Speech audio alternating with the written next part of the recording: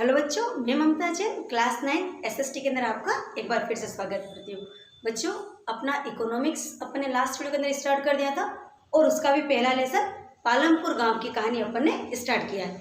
तो बच्चों, मैंने लास्ट लेसन में या लास्ट वीडियो के अंदर मैंने क्या बताया था कि हम एक काल्पनिक गाँव पालमपुर की कहानी पढ़ रहे हैं और इस काल्पनिक गाँव पालमपुर के माध्यम से हम एक गाँव के अंदर गांव की आर्थिक स्थिति, गांव के अंदर उत्पादन संगठन के बारे में पूरा अध्ययन करेंगे कि किसी गांव के अंदर क्या क्या सुविधाएं होती हैं और वहां पर उत्पादन किस प्रकार किया जाता है, भूमि कैसी होती है, भूमि के ऊपर किन किन लोगों का अधिपत्य होता है, किस किस जाति के कितने लोग रहते हैं, आदि आदि। तो लास्ट वीडियो के अंदर अपन ने देखा कि पालमपुर एक गाँव है जहाँ पर लगभग 450 परिवार रहते हैं, जिसमें 80 परिवार उच्च वर्ग के हैं, तो लगभग 240 के आसपास नीची जाति के या जिनको कहते हैं कि दलित वर्ग के लोग भी हैं, लगभग 1/3 लोग। और इसके बाद अपन ने देखा कि पालमपुर के अंदर बिजली, सड़क, परिवहन है ना, इन सब की अच्छी सुविधा है। साथ में ये भी देखा कि वहाँ पर क्या है, कुछ लोग कृषि कार्य में, मतलब मैक्सिमम लोग तो खेती बाड़ी का कार्य करते हैं, लेकिन कुछ लोग ऐसे हैं जो गैर कृषि कार्य तो खेती के अलावा जैसे कि तो मटके बनाना है या डेयरी है या परिवहन का कोई वाहन चलाना आदि कार्य भी करते हैं। और इसके साथ फिर अपन ने जब लास्ट के अंदर ये देखा था कि किसी भी गांव के अंदर या कहीं पर भी उत्पादन की बात करी थी, क्योंकि बच्चों मैंने वीडियो के पहले ही कहा था हम अभी इकोनॉमिक्स पढ़ रहे हैं और इकोनॉमिक्स का मतलब होता है इको प्लस नॉमिक्स, मतलब जिसके अंदर धन संबंधी सारी क्रियाओं का अध्ययन होगा। अब धन संबंधी मतलब तो उत्पादन भी क्या है, यदि धन कहाँ से आएगा उसके लिए उत्पादन होगा, तो हम उत्पादन को भी इस अर्थशास्त्र के अंदर देखेंगे। तो हमने देखा था लास्ट वीडियो के अंदर कि उत्पादन संगठन क्या होता है और उत्पादन के अंदर किन किन साधनों का योगदान होता है। तो हम अपने चैप्टर को आगे बढ़ाते हैं। हमारा जो पालमपुर गांव की कहानी का जो कि अर्थशास्त्र का पहला पार्ट है और ये आज अपन अपना दूसरा वीडियो देख रहे हैं। तो अपन ने उत्पादन के संगठन की बात करी थी, या कहो कि उत्पादन के अंदर कौन कौन से साधनों की आवश्यकता होती है। तो कभी भी हमको यदि उत्पादन करना है बच्चों, तो हमें क्या क्या चाहिएगा, भूमि, श्रम, पूंजी और उद्यमी। किसी भी वस्तु का उत्पादन करने के लिए भूमि चाहिए, श्रम, पूंजी और उद्यमी। अब हमने इसके अंदर विस्तार से पढ़ेंगे कि किस चीज की किस तरह से आवश्यकता होती है। सबसे पहले हम बात करते हैं भूमि की। भूमि क्या होता है, जैसे अपन भूमि का मतलब होता है जमीन। तो कोई भी यदि आपको उत्पादन करना है, किसी भी तरह का उत्पादन करना है, सिर्फ खेती बाड़ी की बात हम नहीं कर रहे हैं, हम किसी भी प्रकार के उद्योग की बात कर रहे हैं, तो उसके लिए हमें सबसे पहले चाहिए लैंड, LAND, लैंड मतलब भूमि। अब भूमि क्या है, लैंड क्या है, जमीन क्या है, ये जमीन क्या है, हमको प्रकृति से मिला है, ये एक प्राकृतिक संसाधन है। मैंने लास्ट वीडियो के अंदर आपको संसाधन की बात करी थी, रिसोर्सेज और टाइप्स ऑफ रिसोर्सेज, यानी संसाधन के प्रकार बताए थे, जिसे मैंने आपको 3 संसाधन बताए थे, प्राकृतिक संसाधन, मानव निर्मित संसाधन और मानव स्वयं। तो प्राकृतिक संसाधन का मतलब होता है वे संसाधन जो हमको प्रकृति से मिले हैं, है ना, जिसमें हमारा कोई योगदान नहीं है। जैसे कि तो भूमि, जिसको अपन लैंड या जिसको मिट्टी कह लो, मृदा कह लो, जमीन कह लो, तो भूमि क्या है बच्चों, प्राकृतिक संसाधन है। क्यों प्राकृतिक संसाधन है, क्या हम जमीन अपन पैदा कर सकते हैं? नहीं, जमीन तो हमको जो मिली है वही मिली है। और साथ में ये सीमित संसाधन है, सीमित या दुर्लभ भी कहते हैं। क्यों इसको सीमित और दुर्लभ कहते हैं? क्योंकि जो भूमि है वो जितनी है उतनी ही है।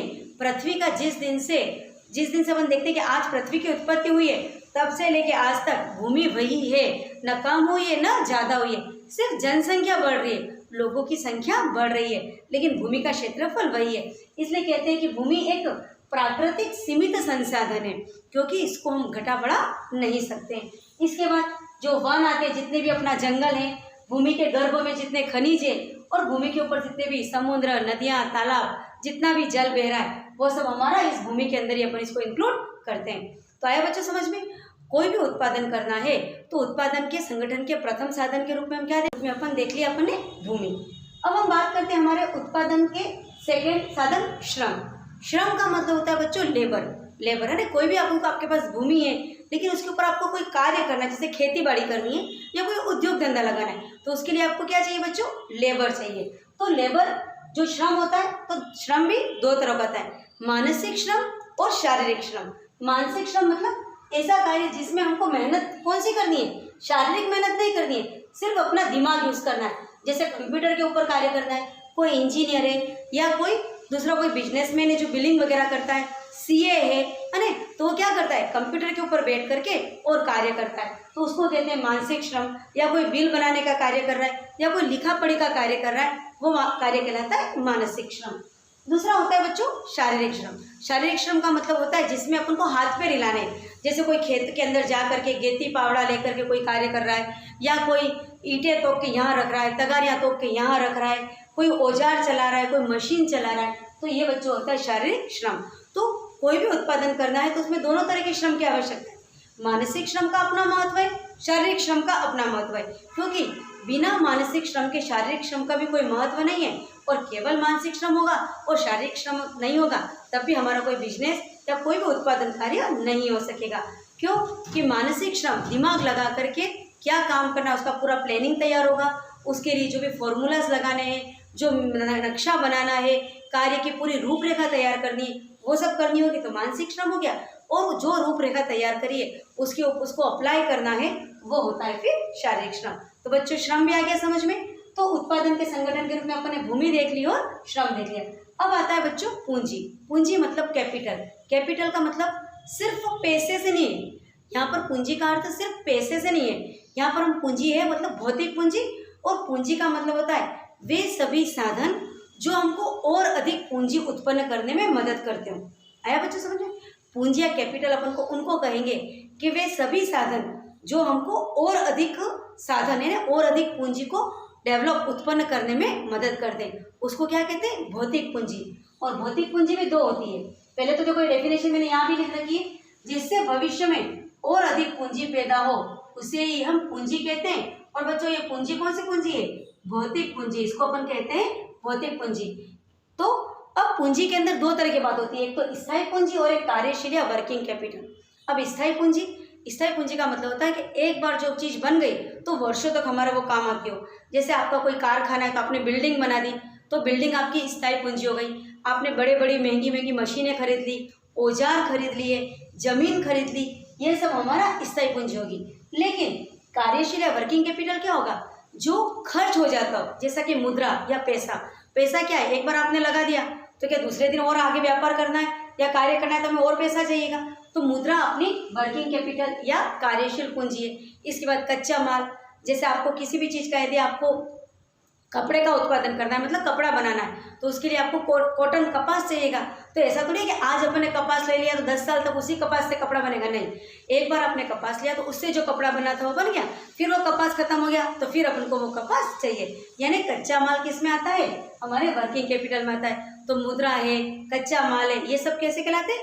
वर्किंग कैपिटल, जो बार बार खत्म हो जाते हैं। और यदि हमको और अधिक पूंजी का निर्माण करना है तो इन वर्किंग कैपिटल को अपन को बदल देना पड़ता है। लेकिन जो स्थायी है, जो स्थायी पूंजी होती है वो क्या होती है कि एक बार यदि आपने उसके ऊपर पैसा लगा दिया है, एक बार आपने वो खरीद लिया है तो कुछ वर्षों तक आप उसी से, हाँ, उसकी टूट फूट होती रहती है। आपने कोई बड़ी मशीन खरीद ली है, उसकी टूट फूट तो होगी, लेकिन कई वर्षों तक आप उस मशीन से भी और पैसा कमा सकते हैं। तो ये हो गया बच्चों पूंजी। अब अच्छा, इसको मानव पूंजी भी कहते हैं। पूंजी, अब अपन बात करते हैं उद्यमी, और उद्यमी को क्या कहते हैं? मानव पूंजी। ये अपना पूंजी था भौतिक पूंजी, और अब अपन बात करेंगे उद्यमी, जिसके अंदर अपन मानव स्वयं को लेंगे और ये कहलाएगी आपकी मानव पूंजी। तो इसमें कौन आते हैं? किसान, व्यवसायी, है ना, कौन? तो मानव पूंजी मतलब मानव स्वयं। अब आपके पास भूमि है, आपने लेबर भी आप ले आए हो, आपके पास पैसा भी है ना, मतलब बड़ी बड़ी बिल्डिंगें हैं, बड़े बड़े मशीन है, कारखाने हैं, और आपके पास श्रमिक भी हैं, लेबर भी हैं, लेकिन उन सबको मैनेज करने के लिए कोई तो चाहिए। तो इन सब का जो मैनेज करता है वही कहलाता है मानव पूंजी या उद्यमी। जैसे किसान है, अब एक आपके पास जमीन का टुकड़ा है, उसके अंदर आपने खाद, बीज वगैरह सब पूंजी भी ला के डाल दिए, लेकिन एक किसान तो चाहिए ना आपको खेती करने के लिए। तो किसान अपना क्या हो गया? उद्यमी या मानव पूंजी। तो उद्यमी कौन होता है? जो अपने श्रम, जोखिम और स्किल के द्वारा उत्पादन को कंप्लीट करता है, उत्पादन का कार्य करता है। उसके लिए उसके क्या चाहिए? उसका लेबर, उसका खुद का श्रम, अपना दिमाग लगाएगा, स्किल, प्लस क्या करेगा? एक जोखिम लेगा। देखो बच्चों, जोखिम तो हर उत्पादन कार्य में, आप कितना सारा उत्पादन कर रहे हो तो जोखिम तो है ना कि कल वो बिकेगा या नहीं बिकेगा, क्या उसके रेट बढ़ेंगे, क्या हमको फायदा होगा, क्या हमको नुकसान होगा।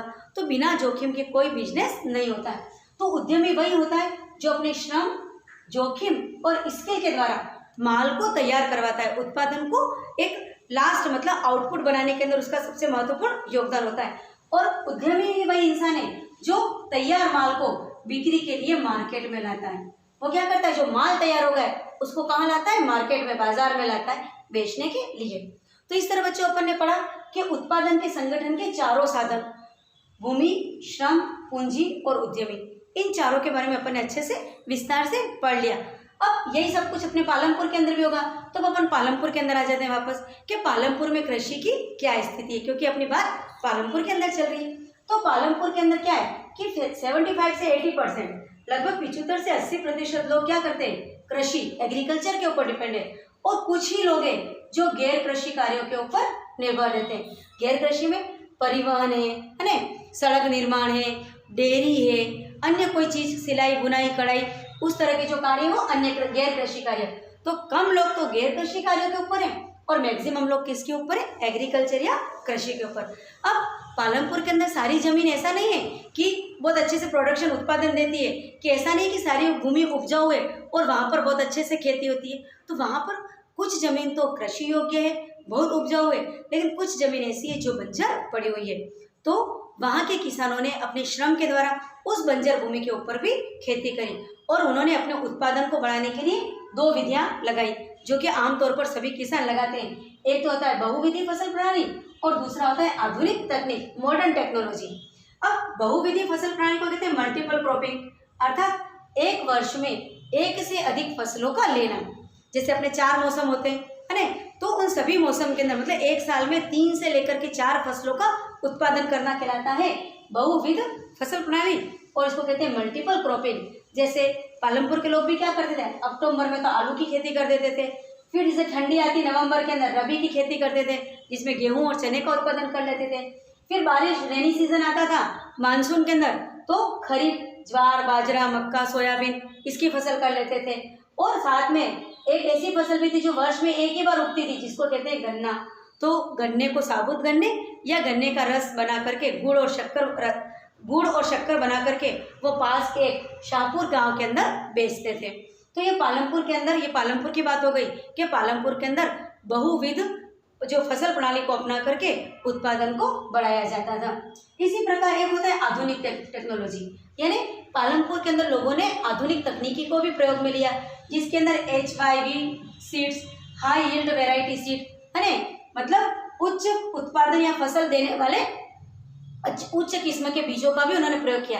तो ये बीज कैसे होते हैं बच्चों, संकर बीज होते हैं। ये बीज जो कृत्रिम रूप से इनको तैयार किया जाता है और ये अधिक उपज देते हैं, इनसे अधिक उत्पादन होता है। ये बीज होते तो महंगे हैं, लेकिन जो नॉर्मल बीजों की तुलना में कई गुना महंगे होते हैं, लेकिन कई गुना अधिक फसल भी देते हैं। तो पालमपुर के अंदर मल्टीपल क्रॉपिंग अर्थात बहुविध फसल प्रणाली और जो हाई यील्ड वैरायटी सीड यानी आधुनिक तकनीकी के द्वारा भी क्या किया, जो उत्पादन को बढ़ाया। और हाई यील्ड वैरायटी सीड के साथ साथ रासायनिक उर्वरक, सिंचाई की सुविधाएं, है ना, और कीटनाशी आदि का भी उन्होंने प्रयोग किया, जिससे उनकी फसल बहुत अधिक उत्पादन हुई। तो ये तो बच्चों होगी बात पालमपुर की, कि पालमपुर के अंदर उन्होंने उत्पादन बढ़ाने के लिए क्या क्या उपाय अपनाए। अब हम बात करते हैं एक तो पारंपरिक बीज और हाई यील्ड वैरायटी HYV बीजों में क्या अंतर होता है। तो मैं थोड़ा तो आपको इसके अंदर बता ही चुकी हूँ कि जो पहली बात थी कि जो 1960 बच्चों हमारे देश के अंदर हरित क्रांति आई थी 1960 में, और 1960 के पहले एक पुरानी तकनीक के द्वारा हमारे देश में खेती होती थी। सारी जो परंपरागत उपकरण, परंपरागत तरीके, है ना, सिंचाई का तरीका हो, चाहे बीज बोने का तरीका हो, चाहे कटाई का तरीका हो, सारे ही परंपरागत या पारंपरिक जो तरीके चल रहे हैं उसी के ऊपर खेती होती थी। कब, 1960 के पहले। लेकिन बच्चों क्या हुआ कि 1960 के अंदर हरित क्रांति आई, ग्रीन रिवॉल्यूशन, और हरित क्रांति के बाद हमारे संपूर्ण देश के अंदर जो फसल को करने का जो तरीका था वो ही पूरा ही बदल गया, और जिससे उत्पादन कई गुना बढ़ गया। तो हमको पहले याद रखना है कि जो पारंपरिक बीज वाली जो खेती कब होती थी 1960 से पहले, और 1960 के बाद जब से हरित क्रांति चालू हो गई तो जो हाई यील्ड वैरायटी सीड्स ने HYV बीजों का उपयोग होने लगा, और जिससे फसल का कई गुना बढ़ गई। और ये हरित क्रांति सबसे पहले आई थी पंजाब, हरियाणा और पश्चिमी उत्तर प्रदेश के अंदर, ये जो हरित क्रांति सबसे पहले आई थी। तो पारंपरिक बीज के जो खेती होती है वो सस्ती होती है, और जो HYV बीजों के प्रयोग से जो खेती होती है वो खर्चीली होती है। लेकिन पारंपरिक बीज से बच्चों जो खेती होती है उसमें उपज कम उत्पन्न होती है, लेकिन HIV के से जो खेती होती है उसमें उपज अधिक उत्पन्न होती है। पारंपरिक बीज के अंदर कम सिंचाई की आवश्यकता होती है, लेकिन बच्चों इसमें अधिक सिंचाई की आवश्यकता होती है। और पारंपरिक बीज से जो हम खेती करते हैं उसमें जो प्राकृतिक खाद मतलब गोबर, सड़ी गली पत्तियां, उस खाद से ही काम चल जाता है। लेकिन HIV को खेतों में उगाने के लिए हमें कृत्रिम खाद, आर्टिफिशियल जो अपना फर्टिलाइजर है, रासायनिक खाद का उपयोग करना पड़ता है। लेकिन रासायनिक खाद और इन सब के उपयोग से हमारे जो उत्पादन होता है वो बच्चों बहुत ज़्यादा बढ़ जाता है। तो मैंने आपको ये बताया कि पारंपरिक बीज और HIV को यूज़ करने से क्या क्या अंतर है। अब एक बात और मैं यहाँ पर बता दूं कि जो पालमपुर के अंदर क्या चेंज आया है ना, कि पहले तो 1 हेक्टेयर के अंदर लगभग 1300 किलोग्राम अनाज उगता था, लेकिन HIV जो आधुनिक टेक्नोलॉजी अपनाई और हाई यील्ड वेराइटी सीड्स का उपयोग किया तो जो उत्पादन था वो 13 से जस्ट कितना 3200 किलोग्राम प्रति हेक्टेयर उत्पादन बढ़ गया। तो ये पालमपुर की एक बात बता दी। फिर इसके अंदर बच्चों आपको एक बात और भी बता रखी है आपके लेसन के अंदर कि जब अपन जो पारंपरिक तरीकों को छोड़ करके अपन ने आधुनिक टेक्नोलॉजी से जब से खेती करना प्रारंभ किया है, जब से हमने हाई यील्ड वेराइटी सीड्स का उपयोग किया है, जब से हरित क्रांति आई है, जब से हमने कीटनाशी का प्रयोग किया है, जब से हमने अधिक सिंचाई का प्रयोग किया है, तब से हमारी जो भूमि की उर्वरा शक्ति कम हो गई है। ये सबसे बड़ा ड्रॉबैक है, सबसे बड़ी हानि है हरित क्रांति की। हरित क्रांति से माना कि हमारा उत्पादन बहुत बढ़ गया है, हमारा देश समृद्ध हुआ है, लेकिन हमारी भूमि की उर्वरा शक्ति धीरे धीरे कम हो रही है। क्यों? क्योंकि हाई यील्ड वेराइटी सीड्स का यूज़ कर रहे हैं, कृत्रिम खाद डाल रहे हैं, कीटनाशी मतलब पेस्टिसाइड्स, कीटों को मारने के लिए, कीड़ों को मारने के लिए दवाई डाल रहे हैं, और हम सिंचाई भी अंधाधुंध कर रहे हैं। तो इसकी वजह से क्या हो रहा है, जब बारिश आती है तो ये कीटनाशी, ये रासायनिक खाद बह करके हमारे जलाशयों में आ रहे हैं, और उस पानी को पीने से हम भी बीमार हो रहे हैं, कई तरह की बीमारियां भी हो रही है, और साथ में हमारी जो भूमि की उर्वरा शक्ति बच्चों वो भी खराब हो गई है। तो ये हमारे हरित क्रांति का एक दुष्प्रभाव है, आधुनिक टेक्नोलॉजी खेती में यूज़ करने का एक दुष्प्रभाव है। लेकिन फायदा भी है, क्योंकि आधुनिक टेक्नोलॉजी के बाद हमने ट्रैक्टर है ना, कटाई के लिए हार्वेस्टर है, बीज बोने के लिए वो जो मशीन आता है वो, उन सब का उपयोग किया है, जिससे हमारा उत्पादन कई गुना बढ़ा है, श्रम और समय की भी बचत हो गई है। अब हम आपके जो यहाँ तक तो अपना इस वीडियो के अंदर मैंने आपको बता दिया कि उत्पादन के संगठन के लिए क्या क्या चाहिए, चारों साधनों को विस्तार से बता दिया है। फिर मैंने पालमपुर में कृषि की बात कर दी, फिर मैंने बताया कि पालमपुर में उत्पादन बढ़ाने के लिए मल्टीपल क्रॉपिंग और मॉडर्न टेक्नोलॉजी यूज करी है। साथ में मैंने आपको ये बता दिया कि पालमपुर के अंदर बहुविध फसल प्रणाली के अंदर किस प्रकार एक साल में एक से अधिक फसल ले लेते हैं ये लोग। फिर अपन ने देखा कि पारंपरिक बीज और HIV के बीज के प्रयोग से क्या अंतर आता है हमारे उत्पादन के ऊपर, और साथ में हमने ये भी देख लिया कि अब हमने इस तरह से कृत्रिम खाद, पेस्टिसाइड्स और अधिक सिंचाई करने से HYV बीजों का प्रयोग करने से हमारी भूमि की उर्वरा शक्ति किस प्रकार खराब हुई है।